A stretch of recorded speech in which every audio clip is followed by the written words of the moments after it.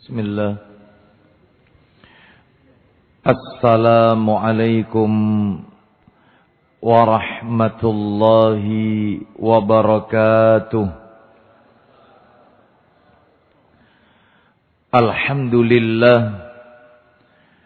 Alhamdulillahi hamdan katsiran tayyiban mubarakan fihi kama yuhibbu rabbuna wa yarda.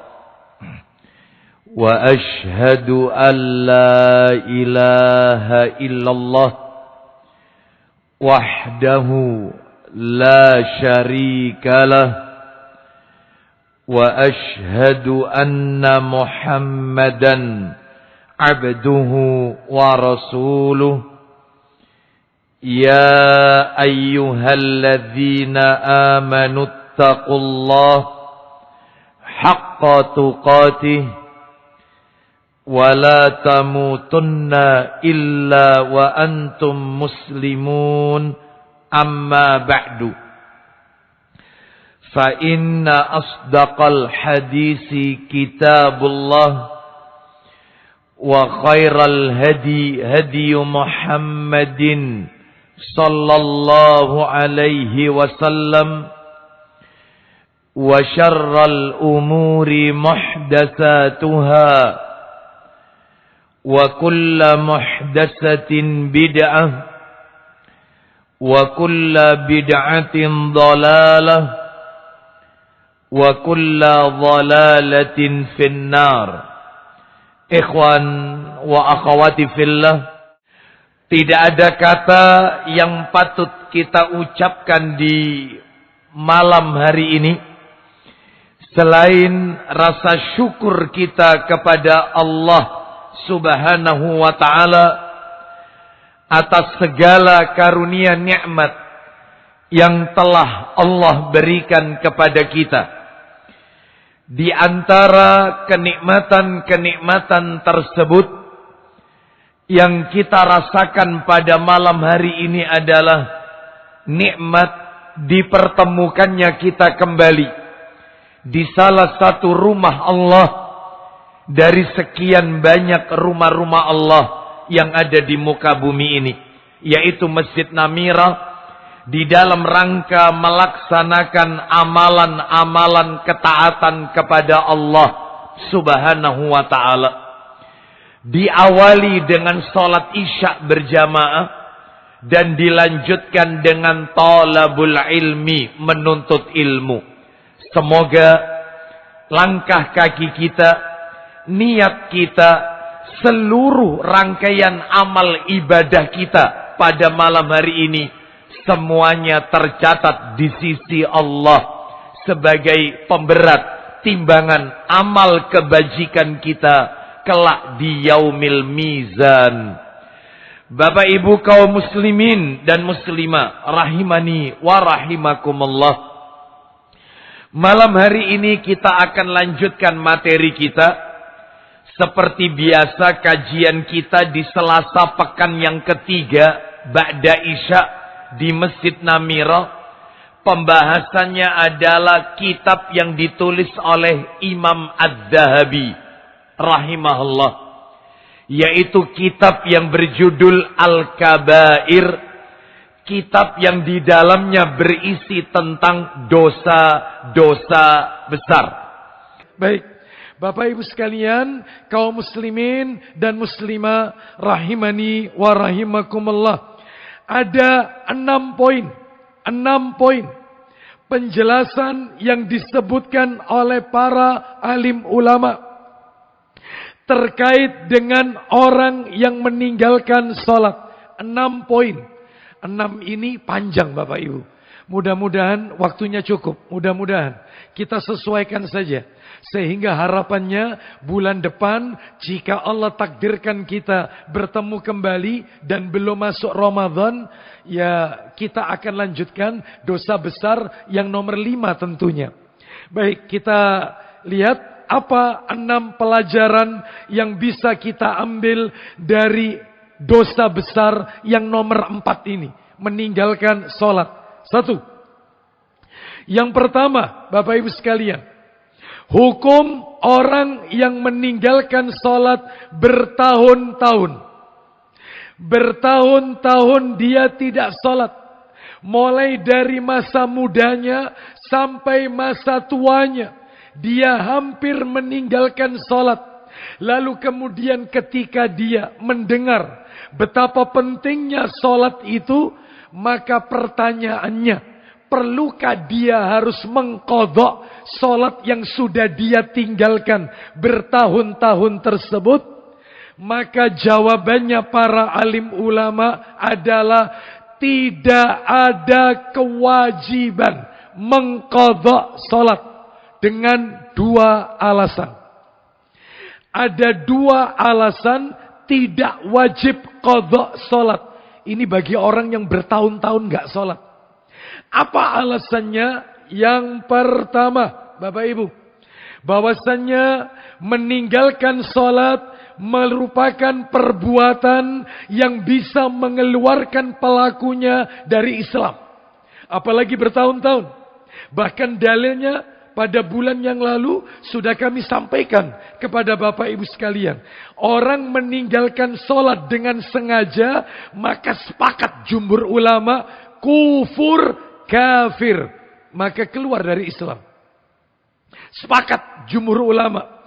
Meninggalkan sholat dengan sengaja. Dia tahu kewajiban sholat, tetapi dia tidak mengerjakan sholat. Sekalipun hatinya masih meyakini sholat itu rukun Islam, sholat itu wajib. Tetapi malas sholat, tidak mau sholat, apapun alasannya, keluar Islam. Sepakat para ulama. Sehingga pelakunya tidak perlu mengqadha sholat. Status orang tersebut adalah kafir menurut jumhur ulama. Sepakat berdasarkan dalil Al-Quran dan hadis Nabi. Mana dalilnya? Kita dengarkan. Allah Ta'ala berfirman, bisa dibantu Ustaz terjemahannya. Suratnya surat nomor 9 At-Taubah, ayatnya ayat 11.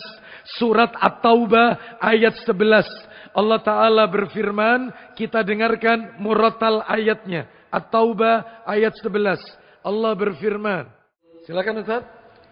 Dan jika mereka bertaubat, satu syaratnya bertaubat. Lanjut.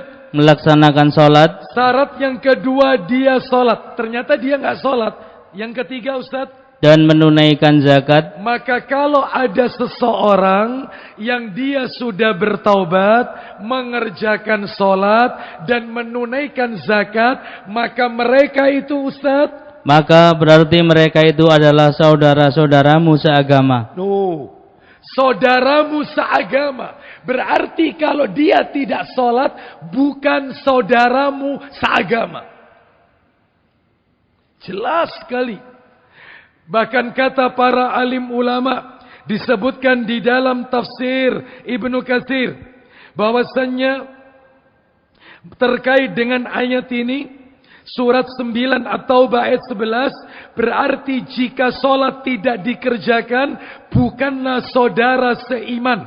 Konsekuensinya, orang yang meninggalkan sholat bukan mukmin. Karena orang mukmin itu bersaudara. Dan saya yakin panjenengan seringkali mendengarkan ayatnya. Orang-orang beriman itu bersaudara. Surat Al-Hujurat ayat nomor 10. Nanti bisa dicek sendiri. Cirinya mukmin itu bersaudara, sesama mukmin. Lah ini orang kalau meninggalkan sholat, maka berarti dia bukan saudaramu seagama. Kata para alim ulama, memang persaudaraan agama tidak gugur karena perbuatan maksiat walaupun besar. Namun persaudaraan itu bisa gugur keluar dari Islam apabila meninggalkan sholat. Maaf ini Bapak Ibu, maaf ya, maaf. Kalau ada saudara kita KTP-nya Islam, dia Muslim, tapi suka berzina, itu masih disebut saudara. Oh iya. Tetapi begitu dia seorang Muslim, KTP Islam, ternyata tidak sholat, bukan saudara. Duduk sak dulur, bukan saudara seagama, bukan. Ini berat ini. Berarti sepakat para ulama tidak perlu mengqadha salat karena mereka statusnya adalah kafir menurut Allah dan Rasul sallallahu alaihi wasallam. Kita kasih dalil yang lain. Minta tolong Ustaz, kitab saya ini aja, Shahih Targhib wa Tarhib. Nomornya 564, jilid 1. Shahih Targhib wa Tarhib nomor 564. Nomornya agak ke belakang Ustaz. 564. Kita dengarkan ya. Rasulullah sallallahu alaihi wasallam menjelaskan. Silakan Ustaz. 564. Dari Buraidah radhiyallahu an dia berkata, silakan. aku mendengar Rasulullah sallallahu alaihi wasallam bersabda, apa isi sabdanya? Perjanjian antara kita dengan mereka adalah salat. Ulang lagi Ustaz. Perjanjian antara kita dengan mereka adalah salat. Yang dimaksud mereka di sini adalah orang-orang kafir. Seseorang itu dikatakan mukmin atau kafir saat dia meninggalkan salat. Lanjut Ustaz, redaksi yang lain. Kita dengarkan ini, redaksi yang lain. Barang siapa yang meninggalkannya, maka dia telah kufur. Loh, kufur adalah perbuatannya, kafir orangnya. Kita lanjutkan Ustaz. Teruskan. Redaksi lain. 564. Masih 564. Diriwayatkan oleh Ahmad, Abu Dawud, An-Nasai dan At-Tirmidzi, dia berkata, hadis hasan sahih juga. Coba 565-nya, 565 ya. Ya. Dari Abdullah bin Shaqiq Al-Uqaili, dia radhiyallahu anhu, dia berkata, kana ashabu Muhammad sallallahu alaihi wasallam la yarawna syai'an minal a'mali tarakahu kufrun ghairas salah. Silakan. Para sahabat Muhammad sallallahu alaihi wasallam tidak melihat suatu amal di mana meninggalkannya adalah kufur selain salat. Selain salat. Seluruh sahabat Nabi sallallahu alaihi wasallam tidak pernah yaitu melihat suatu amal di mana jika orang itu meninggalkan amal tersebut kecuali kufur, pasti amalan itu adalah salat. Oleh karena itu ini menunjukkan kepada kita bahwasannya status orang yang bertahun-tahun tidak sholat adalah kafir. Sehingga tidak ada kewajiban qadha. Itu alasan pertama. Alasan kedua disebutkan siapa yang meninggalkan satu jenis ibadah yang sudah ditentukan waktunya, terus kemudian sampai dia keluar dari waktu yang sudah ditentukan tersebut tanpa ada alasan yang dibenarkan oleh syariat, maka kemudian dia bertobat, maka dia tidak perlu mengqadha. Saya ulang ya kalimatnya, saya ulang. Siapa yang meninggalkan suatu amal ibadah yang waktunya sudah ditentukan oleh Allah, seperti sholat, subuh ada waktunya, zuhur ada waktunya. Jadi semua ibadah itu ada mikotnya, Bapak Ibu. Mikot itu batas. Artinya, semua ibadah ada mikotnya. Jadi panjenengan kalau mendengar istilah mikot, itu tidak selalu identik ibadah haji, ibadah umrah. Semua ibadah itu ada mikot. Mikot itu ada dua. Ada yang namanya mikot zamani, ada mikot makani. Mikot zamani batas hari, batas waktu. Sedangkan kalau mikot makani batas tempat. Contoh, mikot zamani batas waktu. Contoh sholat, subuh ada waktunya. Kapan berakhirnya subuh sudah ditetapkan. Zuhur ada waktunya. Sampai isya berakhir kapan, semua sudah tertulis.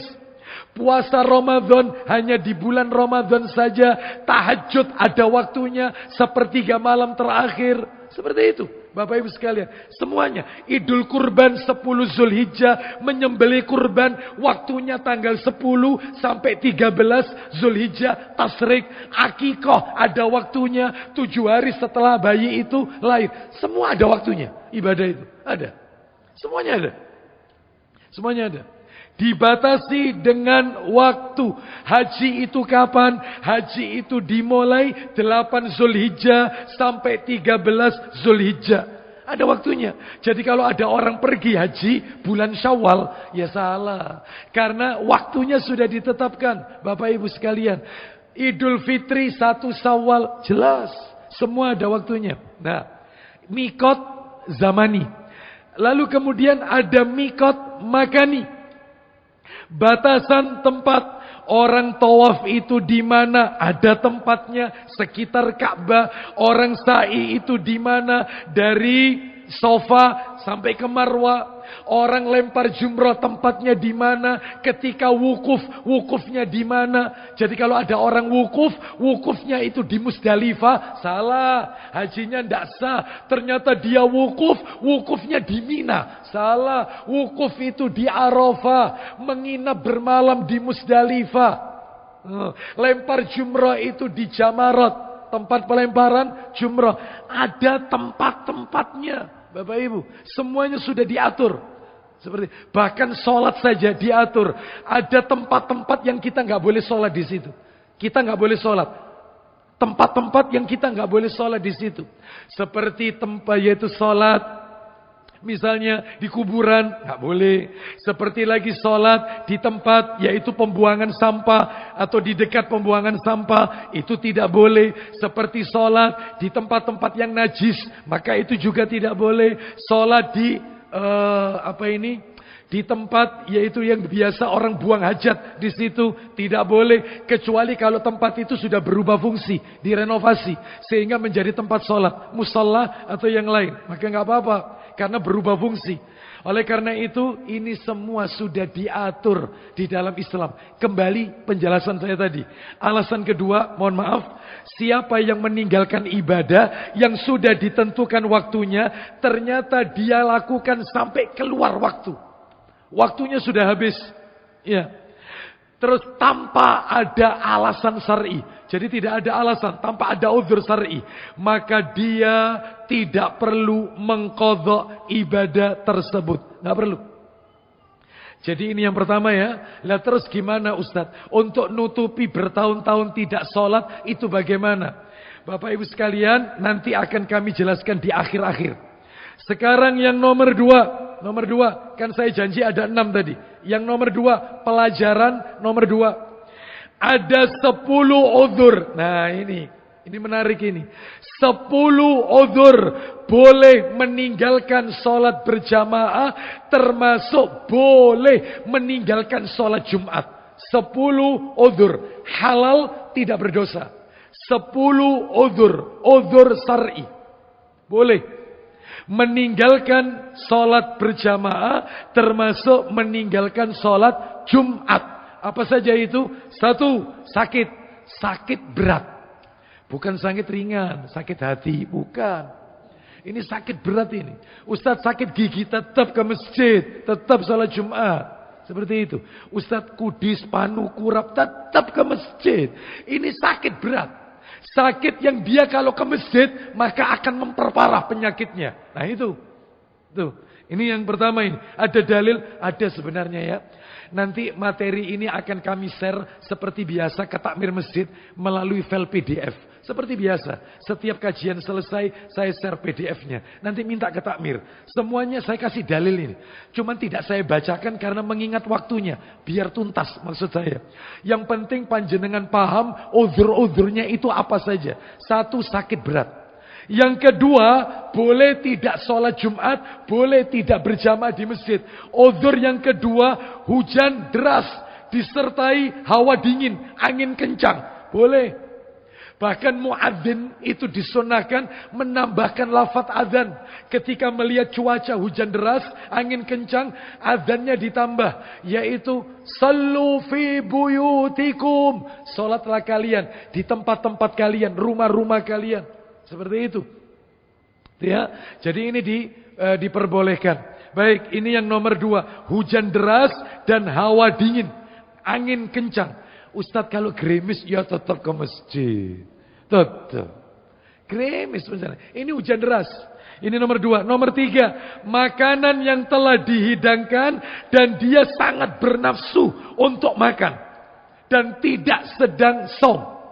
Jadi makanan sudah siap saji, azan berkumandang, sedangkan dia pengen betul menikmati makanan tersebut. Itu katanya Rasul, makan dulu baru sholat. Bukan sholat dulu baru makan. Bukan. Sebab kalau sholat dulu, kepikiran itu. Pasti kepikiran. Sebab ada jamaah kita kemarin, itu waktunya pandemi, laki-laki sholat di rumah, pandemi, masjid lockdown. Waktu itu, dia sholat. Istrinya memasak makanan yang enak, lezat. Itu. Lah, dia bilang sama anaknya. Jadi entekno ya, jadi makan. Jadi entekno. Ini Abi lagi sholat. Abi sholat. Ngenteni Abi. Nunggu Abi. Iya ya Abi. Sholat. Allahu Akbar. Dimakan sama anaknya. Itu dalam hatinya. Dia ngomong sama saya. Dalam hatinya ketika sholat. Ente. Iyyaka na'budu wa iyyaka nasta'in. Ihdinas siratal. Dikeraskan. Tidak tenang sholatnya. Salah sendiri. Mestinya makan dulu baru sholat. Karena itu tuntunannya. Makanan kalau sudah siap saji. Ya, ini yang nomor 3. Nomor 4. Menahan buang hajat dan buang angin. Maka selesaikan hajatnya baru sholat. Jadi menunda sholat karena ingin buang hajat. Sebab kalau tidak akan tenang. Tidak akan khusyuk. Yang nomor 5, orang yang makan bawang sampai dan semua yang berbau, yang baunya mengganggu. Makanan-makanan yang menimbulkan bau mulut tidak sedap, bau badan tidak sedap. Contoh, kalau di negeri kita, makanan-makanan yang kalau kita konsumsi menimbulkan bau mulut tidak sedap dari jenis sayur-sayuran. Apa itu misalnya? Pete, jengkol, itu, rebung, itu.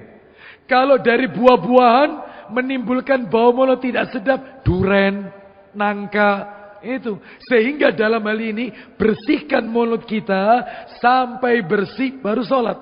Sebab Nabi pernah menyuruh sahabat keluar dari masjid. Kata Nabi, siapa di antara kalian, itu hadis riwayat Muslim. Hadis riwayat Muslim. Siapa di antara kalian yang memakan sayur-sayuran, bawang, kucai, dan yang lainnya yang menimbulkan bau mulut tidak sedap, maka bukan hanya orang yang ada di masjid yang terganggu, tetapi malaikat-malaikat yang ada di masjid, kata Nabi, juga ikut terganggu. Maka keluarlah kalian. Disuruh keluar. Sehingga bersihkan dulu. Lah kalau misalnya tidak makan bawang, Ustaz, ngerokok Ustaz. Dijawab sendiri ya, dijawab sendiri. Nanti saya ditegur lagi nanti. Ya ini Ustaz dalam tekanan itu ya begini. Ya, Bapak Ibu sekalian, ini nomor 5. Orang yang makan bawang dan semua yang mengganggu. Bau mulut, bau badan. Yang ke-6, apabila imam terlalu panjang sholatnya. Boleh. Sebab terjadi, Bapak Ibu sekalian, riwayat Muslim. Nanti bisa dicek ya nomornya, nomor aslinya ini. Yaitu nomor 465. Coba sedikit saya lihatkan ya. Di nomor asli ini. Nomor 465. Ada cerita menarik dalam hadis ini. Bapak Ibu sekalian, rahimani wa rahimakumullah. Jadi ceritanya dari Jabir radhiyallahu an. Ya. Dia berkata, Mu'adz bin Jabal radhiyallahu an. Mu'adz bin Jabal radhiyallahu an. Bapak Ibu harus tahu, sahabat Mu'adz ini masuk Islam usia 28 tahun. Meninggal 33 tahun. Hanya 5 tahun bersama Nabi. Tetapi jangan diragukan, satu-satunya dai Rasulullah, hasil didikan Rasulullah yang dikirim ke luar negeri untuk mendakwai ahlul kitab di negeri Yaman, cuman Mu'adz bin Jabal radhiyallahu an. Padahal waktu itu sahabat senior banyak, ada Abu Bakar senior, ada Umar senior, ada Utsman senior, ada Ali senior, ada Abu Hurairah, banyak yang senior, tapi Mu'adz yang dikirim. Sampai-sampai Nabi mengatakan, kalau kau ingin belajar bacaan Quran, belajarlah sama Mu'adz. 5 tahun bersama Nabi. Ibarat orang kuliah, S1. S1-nya Mu'adz. dikirim ke luar negeri mendakwai ahlul kitab ke negeri Yaman. Bapak Ibu tahu apa yang dilakukan Mu'adz? Cerita saya lanjutkan. Mu'adz bin Jabal salat bersama Nabi sallallahu alaihi wasallam. Kemudian dia datang lalu mengimami kaumnya. Jadi ceritanya dia ini salat 2 kali. Salat 2 kali. Salat yang pertama bersama Nabi. Setelah itu tidak begitu lama dia beranjak pergi. Ini dalam redaksi lain. Mu'adz itu ditegur oleh Nabi. Kenapa engkau cepat-cepat ingin pergi? Wahai Rasulullah, istriku sama keluargaku di rumah menunggu aku. Mereka minta agar aku jadi imam. Kata Nabi, kalau begitu lakukan. Jadi salat 2 kali sama Nabi. Salat 2 kali dia. 1 kali bersama Nabi, pulang ke rumah, salat lagi, ngimami istri, ngimami anak di rumah sama keluarga. Lah ini ceritanya, Bapak Ibu sekalian, ketika dia mengimami kaumnya, keluarganya dan kaumnya, maka dia melakukan sholat isya pada malam itu. Jadi rupanya dia sama Nabi tadi sholat isya, pulang lagi sholat isya lagi, ngimami keluarga dan kaumnya. Kemudian dia mendatangi kaumnya, mengimami mereka, beliau membaca surat Al-Baqarah. Wih, salat isya ini. Salat isya Al-Baqarah. Masya Allah. Kita lanjutkan. Belum kelar ceritanya. Maka seorang laki-laki yang waktu itu dia datang berjamaah, langsung berpaling lalu salam. Jadi begitu duduk, gak pakai nunggu selesai. Assalamualaikum. Jadi salat masih berlangsung, dia sudah beranjak pergi. Jadi dia berarti mufarraqah, pisah dengan imam. Dia sholat sendiri. Di masjid itu dia sholat sendiri. Jadi Mu'adz bin Jabal sholat, ini dia sholat sendiri. Lalu kemudian setelah itu Mu'adz bin Jabal radhiyallahu anhu berkata, dia munafik. Mufarraqah, pisah sama imam. Mufarraqah, munafik dia. Tidak ngikuti imam sampai kelar. Maka orang ini lapor kepada Rasulullah sallallahu alaihi wasallam. Dia mengatakan, wahai Rasulullah, sesungguhnya kami ini para pekerja penyiram tanaman, bekerja di siang hari sampai kecapean. Ternyata Mu'adz ngimami isya bersama kami dengan surat Al-Baqarah. Ini mulai siang kerja nggak kelar-kelar sampai matahari terbenam. Ternyata masuk masjid Al-Baqarah. Masya Allah. Sehingga dia lepas. Gak ikut imam. Salat sendiri. Rokok sendiri. Imamnya terus. Dia salat sendiri. Maka Mu'adz mengatakan dia munafik. Lalu kemudian apakah Nabi marah? Tidak. Singkat cerita. Maka Rasulullah SAW menghadap ke Mu'adz. Seraya bersabda, wahai Mu'adz, apakah kamu ingin jadi tukang fitnah yang membuat orang lari dari agama ini? Bacalah surat ini dan surat ini yang pendek-pendek dan ringkas. Itu. Iya. Berarti boleh Ustadz ya, kalau imamnya kepanjangan terus kita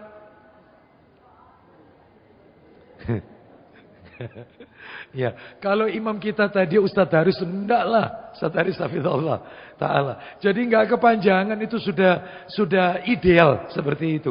Ini misalnya Ali Imran. Wih. Ya. Nyambung An-Nisa, Masya Allah. Ya. Maka boleh meninggalkan masjid. Boleh. Udzur syar'i yang dibenarkan. Imamnya terlalu panjang. Nomor 7, semua yang memberatkan. Semua yang memberatkan jamaah. Contohnya, jalanan licin, becek, salju. Kalau di Eropa ini, banjir. Misalnya mau ke masjid, banjir. Caranya jalanan licin, khawatir kita jatuh. Itu boleh. Kita sholat di rumah. Kita tidak berjamaah di masjid. Kita tidak ikut sholat Jumat. Karena apa? Karena banyaknya halangan. Boleh. Itu nomor 6. Nomor 7. Semua yang membahayakan diri sendiri. Contoh, tertular penyakit. Waktu itu, zamannya masih COVID waktu itu. Sehingga membahayakan diri sendiri. Kita kan tidak tahu siapa pembawa virus. Kita khawatir tertular. Sehingga sholat di rumah. Boleh. Boleh.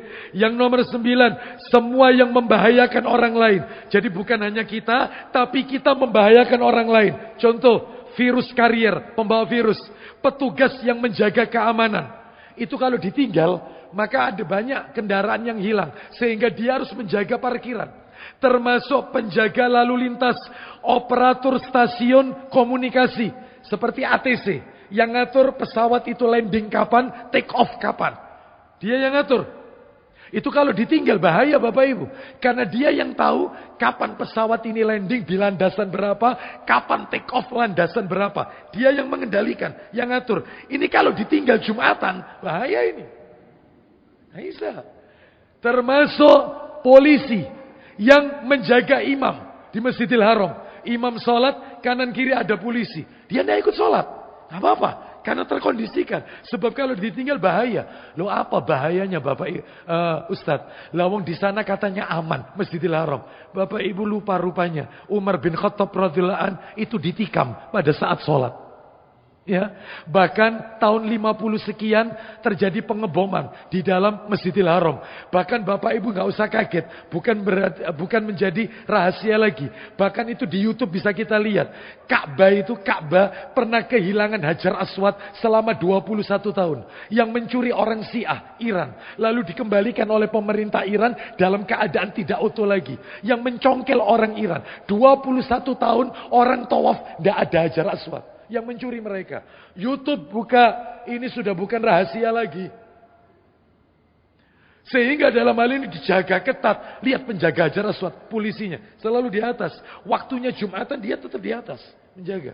Udzur yang dibenarkan oleh syariat. Sebab Nabi bersabda, la dharara wala dirara. Tidak boleh ada bahaya dan tidak boleh membahayakan orang lain. Ya, menularkan penyakit, termasuk dokter perawat yang menangi pasien yang sedang operasi. Ini kalau ditinggal bahaya.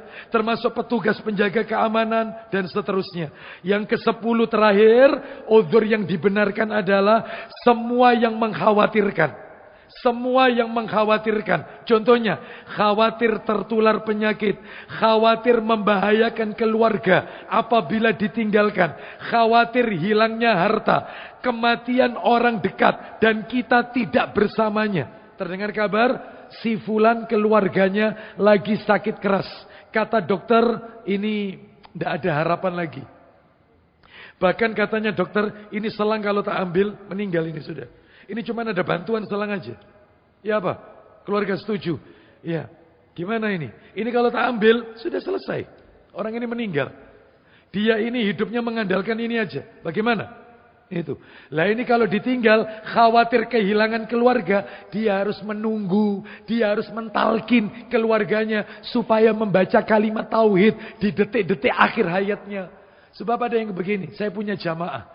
Sehingga keluarga sepakat. Ya dok. Daripada dia tersiksa, dilepas saja. Semua peralatan dilepas, tidak lama, 5-10 menit, meninggal.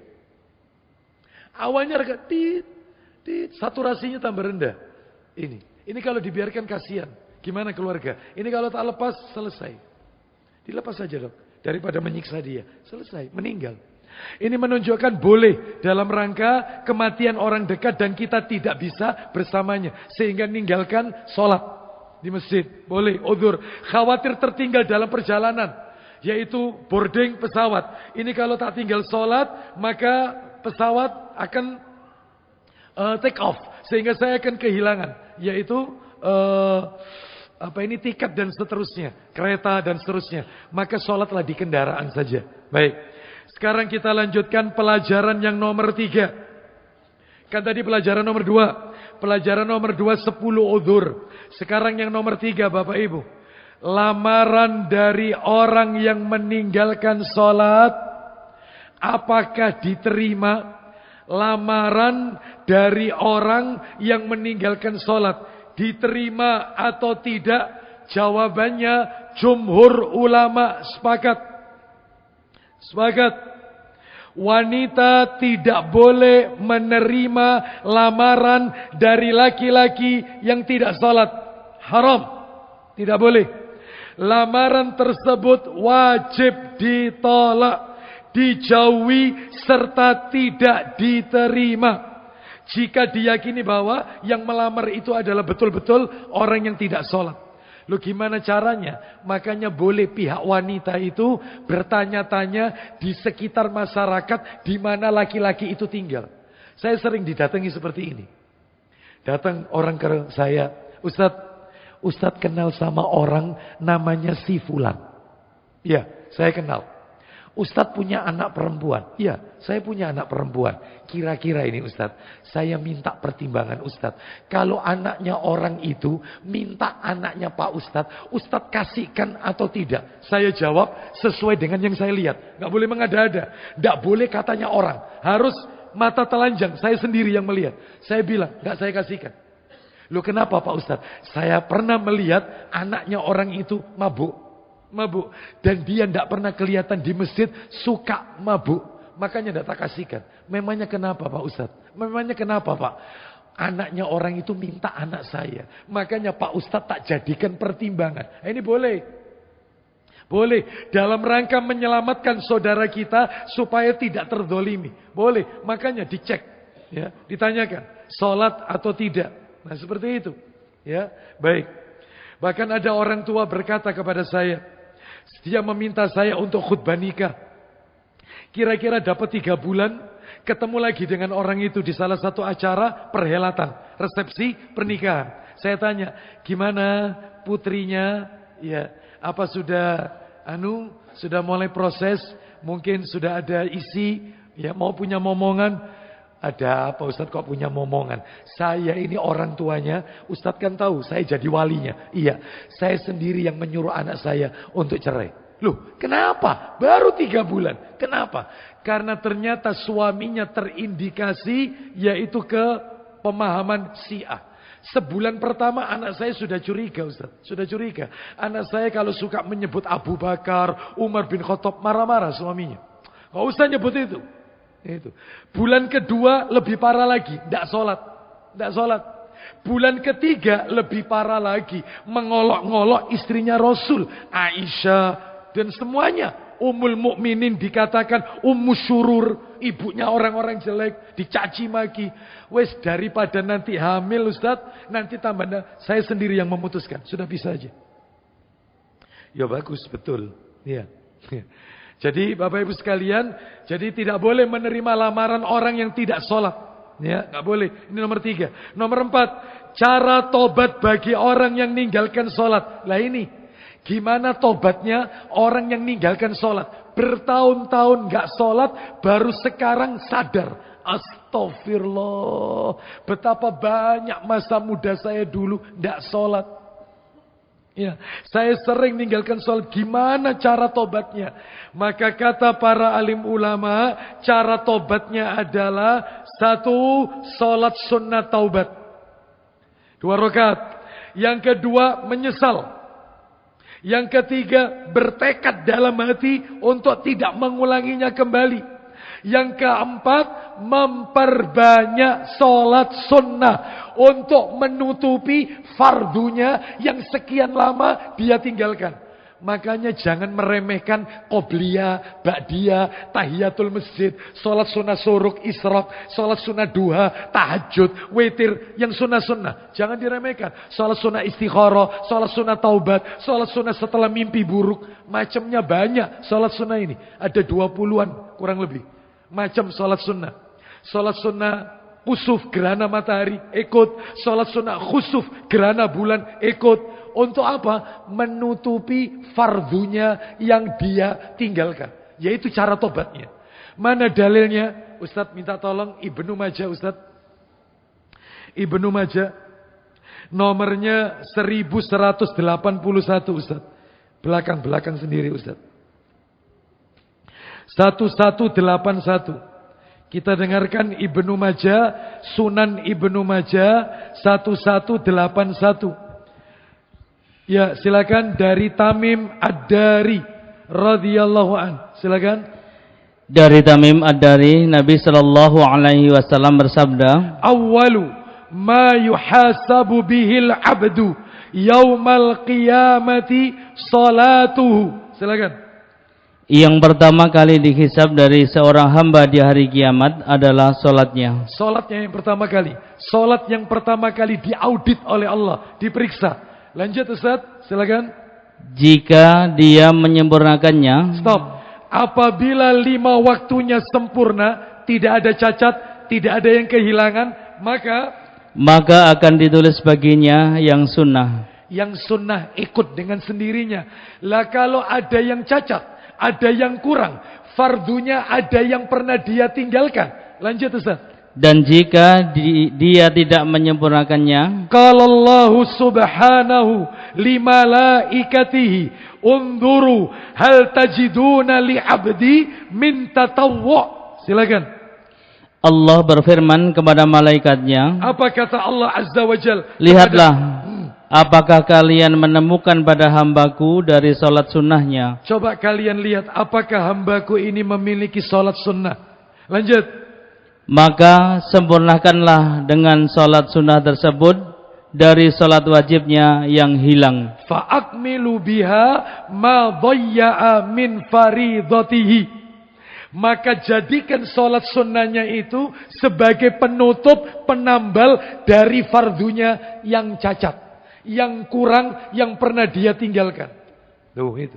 Termasuk salat tidak khusyuk, salat salatnya banyak gangguan, sering kali diganggu syaitan. Ketika salat lupa jumlah rakaat, pernah atau tidak? Loh. Ketika sholat Allahu Akbar lupa surat. Kadang-kadang surat yang dia baca itu nyambung sama surat yang lain. Ya. Seperti itu, nyambung.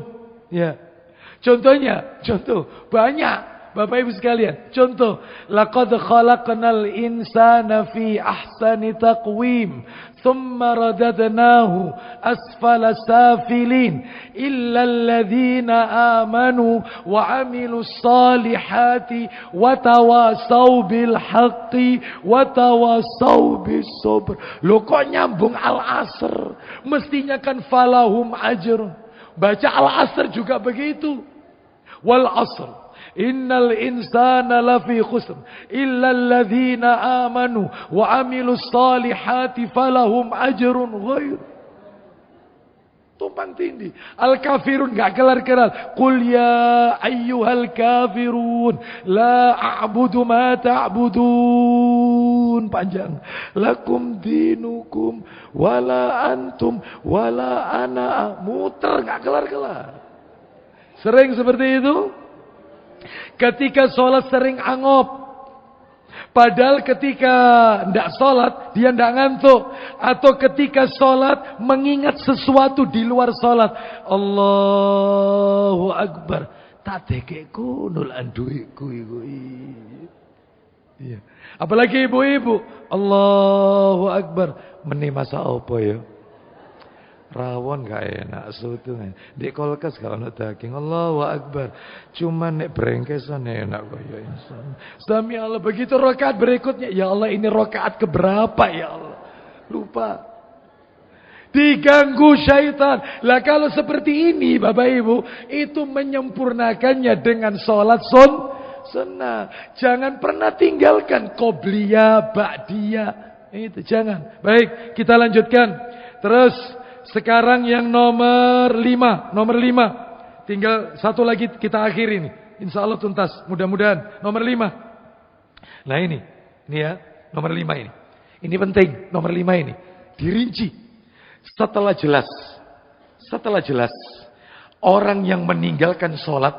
Itu kafir menurut jumhur ulama. Setelah jelas ini. Maka berlaku padanya.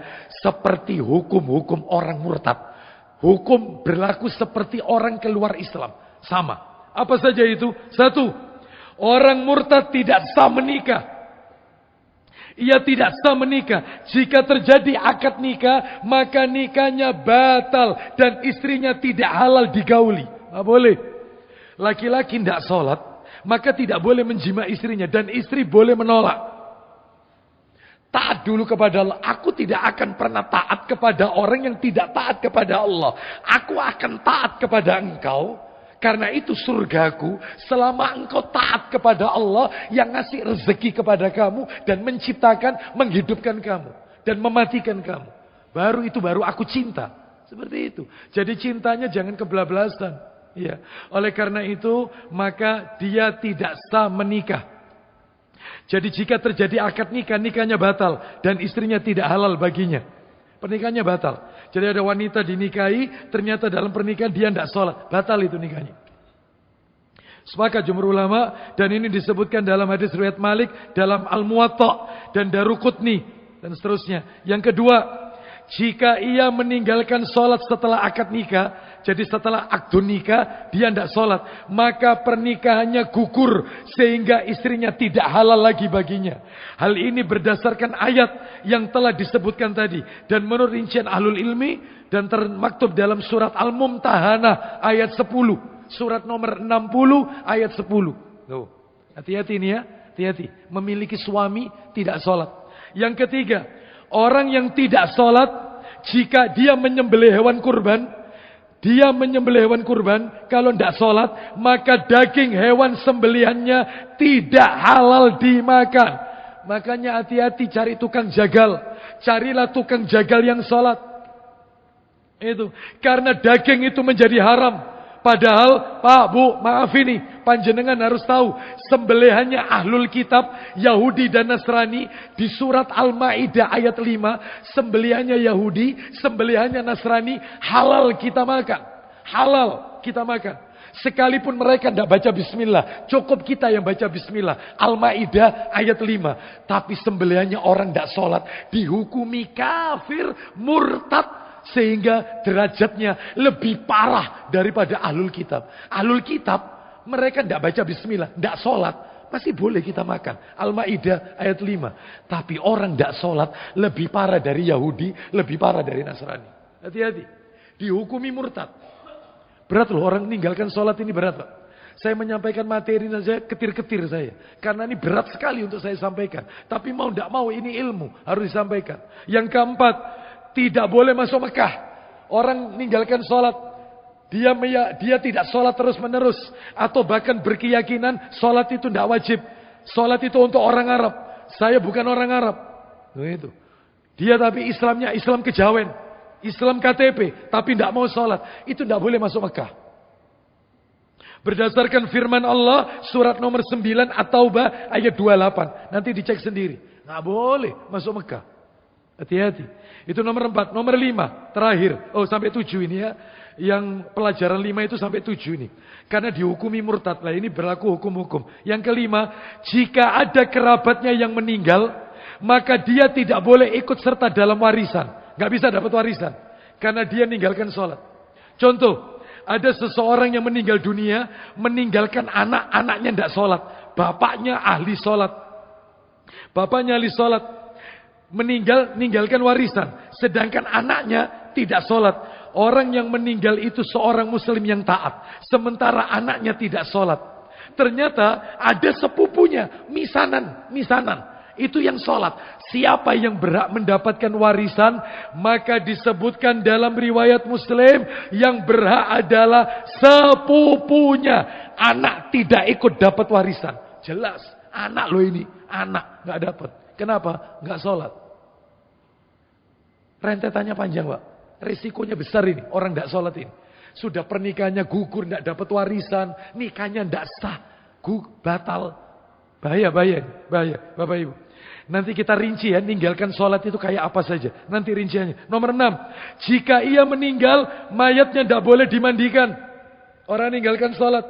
Mayatnya tidak boleh dimandikan. Tidak boleh dikafani. Tidak disolatkan. Dan tidak dikubur di pekuburan kaum muslimin. Tidak boleh. Lalu apa yang harus dilakukan? Dikeluarkan mayatnya, ya, diletakkan di tempat di luar pemakaman muslim. Gak boleh pekuburan khusus muslim. Karena jelas orang ini sampai matinya gak sholat.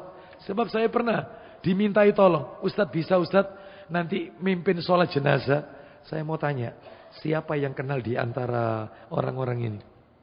Dengan apa ini? Si jenazah ini. Wah ini Ustadz, ini kenal betul ini Ustadz. Saya tanya Pak ya, jujur.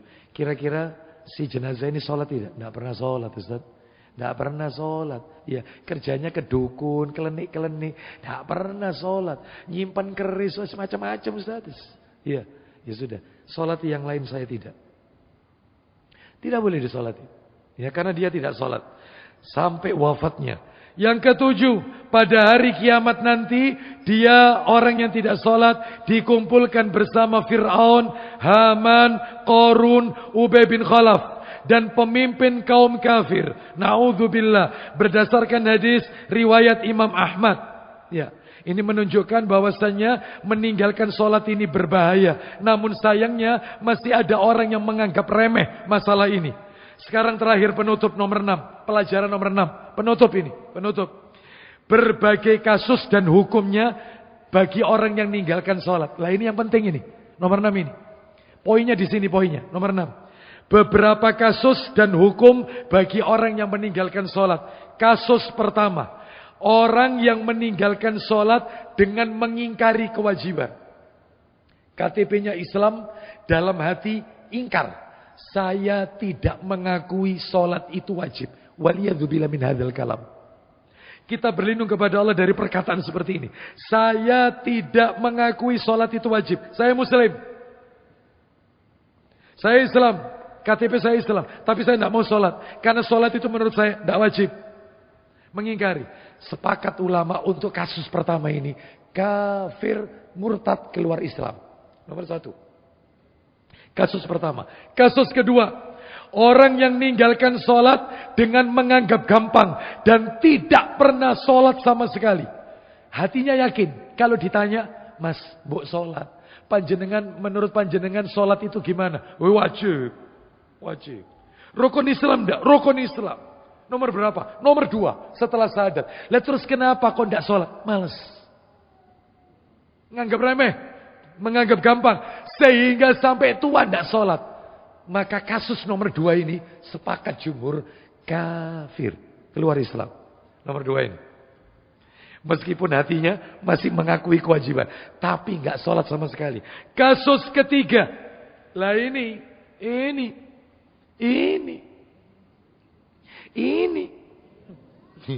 Yang nomor 3 ini. Bahaya ini nomor 3. Apa itu? Kasus yang sering dilakukan oleh kaum muslimin. Sholatnya tidak rutin. Kadang sholat, kadang tidak. Tanggal muda, sholat. Tanggal tua, kalau kena masalah, sholat. Ya Allah, ya Rabb, ya Rabb. Begitu hidupnya fine-fine saja, nggak sholat. Kaya raya nggak sholat. Begitu terkena masalah, sholat. Kadang sholat, kadang tidak. Lah dihukumi apa Ustaz? Kasus orang ketiga ini.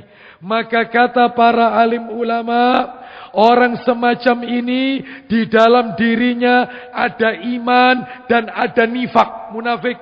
Imannya ada karena dia sholat, dan terkadang nifak, yaitu terkena munafik sekaligus.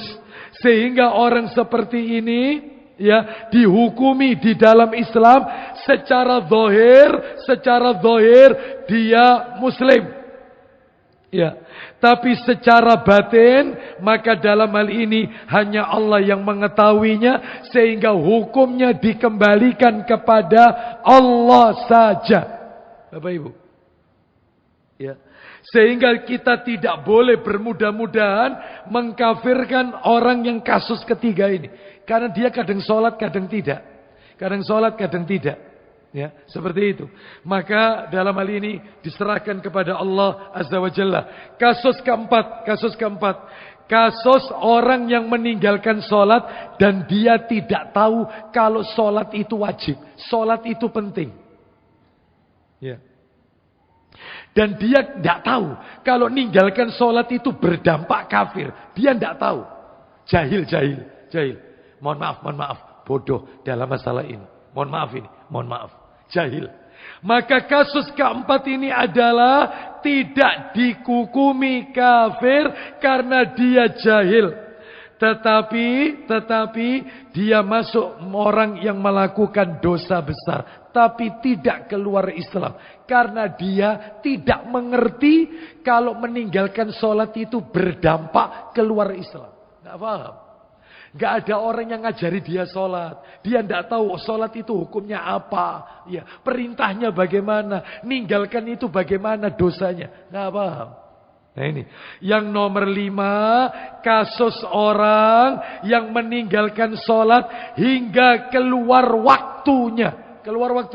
Contoh, subuhnya, mohon maaf, zuhurnya mau asar.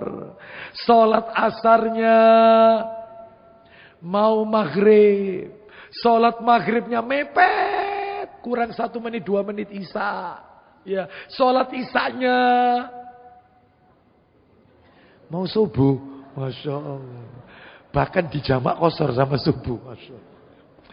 Salat isyanya sudah lewat pertengahan malam, habis subuhnya kerinan dan seterusnya. Maka yang seperti ini kalau dilakukan rutin, ya, dia sering mengerjakan sholat di luar waktunya, orang ini tidak dihukumi kafir, tetapi dia dihukumi melakukan perbuatan yang tercela dan melakukan dosa besar. Wajib taubat. Wallahu a'lam wa bishawab. Ini semua keterangannya kami ambil dalam kitab Al-Manhajus Salafi inda Syekh Nasiruddin Al-Albani rahimahullah. Baik, dan juga di dalam Majmu' Fatawa dan beberapa kitab-kitab para ulama yang lainnya. Demikian Bapak Ibu, mudah-mudahan sedikit menjadi tambahan ilmu yang bermanfaat. Mudah-mudahan Allah jadikan kita, keluarga kita, anak keturunan kita, orang-orang yang ahli salat. Rabbi ja'alni muqimas shalah wa min dzurriyyati Rabbana wa taqabbal du'a. Mudah-mudahan Allah SWT memberikan keistiqomahan kepada kita untuk tetap tegar mengikuti perintah Allah dan petunjuk Rasul sallallahu alaihi wasallam. Mudah-mudahan semua salat kita diterima dan diridhai oleh Allah Azza wa Jalla.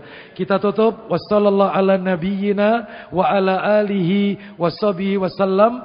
Subhanakallahumma wa bihamdika asyhadu an la ilaha illa anta astaghfiruka wa atubu ilaik wa akhiru da'wana anil hamdulillahi rabbil alamin. Assalamualaikum warahmatullahi wabarakatuh.